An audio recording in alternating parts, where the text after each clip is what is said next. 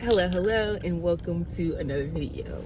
Okay, so in today's video, we are going to finish our conversation about marriage. I'm just going to add a little bit more of my 10 cents, okay? So if you're interested in my 10 cents, my biblical 10 cents, then stay tuned. If not, this probably ain't the video for you, okay? So without further ado, let's get started. Now, first thing first, I'm looking a little dusty. First of all, it is raining something serious, or was raining something serious, and I have my brim face to the back of my head because I don't like all the distraction while I'm driving, okay? So, with all that aside, let's get started. So, in the last video, we talked about, basically, someone asked me the question, and that is, what does it take to so what is this going about preparing to become a wife?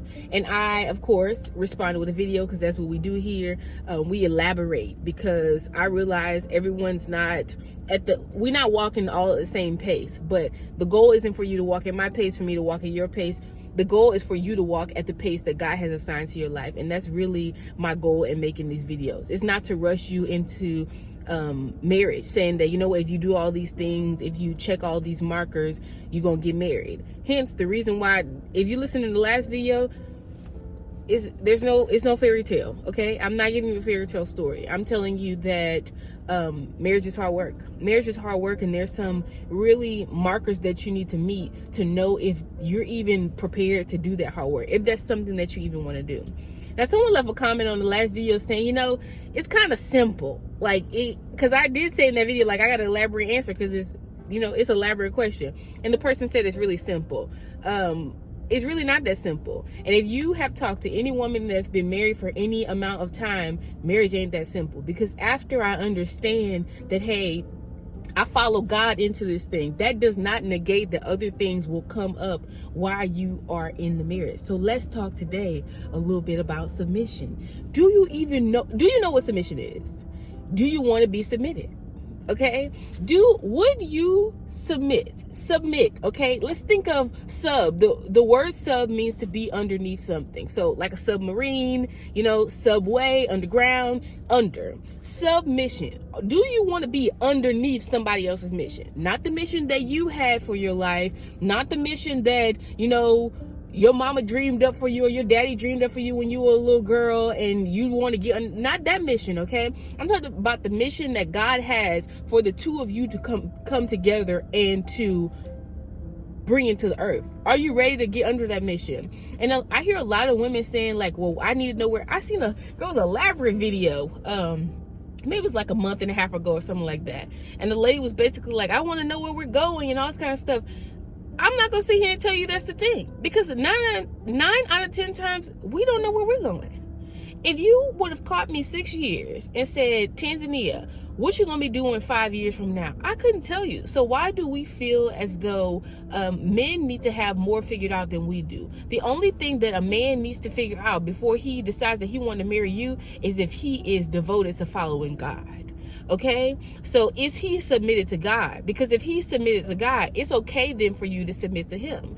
And because you know at the end of the day, you only going where God is leading him. You got me? It's not a destination as in he knows where he's going. He knows what car he's driving. He knows what job he has. He has his career set up. All those things are subject to change at any point in time because of anything in time, health reasons, loss of job, you name it, pandemics, okay? You name it, any of those little things, those can change. But if he's following God, will not change. So you need to be sure that he's submitted to God, because you don't want to submit to a man that's not submitted to God, for real.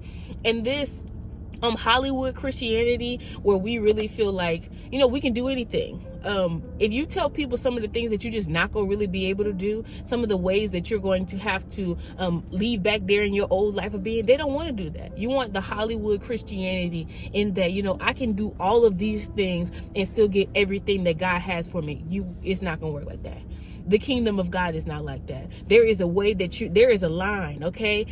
Narrow is the way. There is a way that you're going to have to walk, a way that you're going to have to behave, some things that you're going to have to let go, some things that you're going to have to pick up in order to walk in this way that's worthy of you really receiving all of the things that God had in mind when he put the two of you together.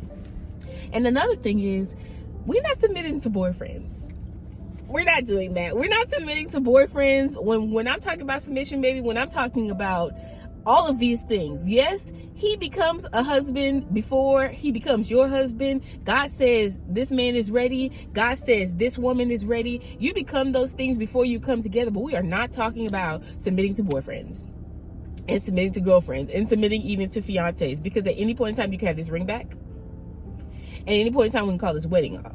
Okay, if I realize that the way that I'm going ain't the way that God told me to go, we calling it off. We're not submitting to, we're not submitting to boyfriends. And you have to qualify the relationship, because a lot of times we want something so bad that we will overlook anything. God ain't leading you to the bed. So if you guys are rolling around in the bed, and I'm only saying this because this is a path that I walked. If God is not leading you to the bed. So if y'all can't stay out of the bed, and all of a sudden you've come up with this person is my husband, all this kind of stuff, after all these sessions of you rolling around in the bed, that's not God. God's not in that. So if we can step away from that and then really go back to God and say, we messed up on this part of our relationship. Is this something that you want us to do? You can ask those kind of questions to God, and God says proceed, then you proceed. But rolling around in the bed and just making decisions based off of you rolling around in the bed, that's not God. So there's some things most definitely, and you allow the Holy Spirit to reveal those things to you that you need to qualify that is God even in this that I'm calling love, that I'm calling, I know I'm ready, okay? But is God in this thing right here, this relationship? It's something that's very important to ask. But still, we're not submitting to boyfriends. We're not submitting to fiancés. It's not happening. We're not moving in with them. It's not happening. We're just not. We're just not doing that, okay? Because as human beings, girl, we got needs, and we get ourselves twisted up in things, and then we start stamping God on it. And perhaps this was something that God wanted you to do, something that God led you to, and you just messed it up because you couldn't, get your flesh out of the way. And your flesh will resurface a whole bunch of times within your marriage, and you're gonna have to learn how to subdue it, okay? So that we can get back to the mission. God, what is it that you saw when you put the two of us together? And a lot of the times that doesn't have anything to do with money. And when I say money, I'm not saying you're going to be broke around here. That's not what I'm saying.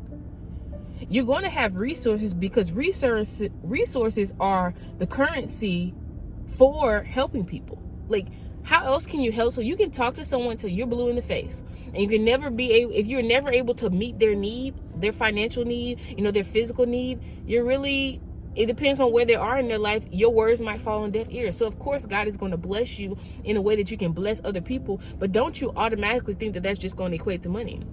Don't you automatically think that just because you have a lot of money, you blessed.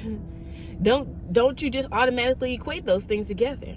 God, what is the mission for us? And both of you guys need to come in agreement with that. And y'all both need to, you be submitted to him, and him be submitted to God. The man is not just be walking around here talking about she's submitted to me and I'm free. No, you're submitted to God. Okay? And wherever you're leading us in the sense of where God is leading you is the thing that I'm submitting to. Okay? So I hope this was just a little conversation before I go into work. I did want to come and talk about this. It's going to be a slow conversation, because like I said, I got married when I was 24. I knew that I was going to get married when I was 22, 21, around 21-ish. I knew that I was going to get married. By the time I was 19, I knew that the streets weren't for me. And not like I was in the streets like that, but I was in the streets enough to know that it wasn't going to be something that I was going to be doing. It just didn't fit the way that I thought about life. I knew that. Okay, so I'm not saying that this is like a quick process, because there are a lot of things that are inside of me, a lot of ways of being, a lot of behaviors, a lot of habits that just don't go well with marriage. Go back and watch some of those wifey series videos that I told you about. There is a way that you're gonna have to move. There's a way that you're gonna have to move. And sometimes it is not always the way that feels great to you, okay? So as always, if you have a question, ask a question, and I'll see you in the next video.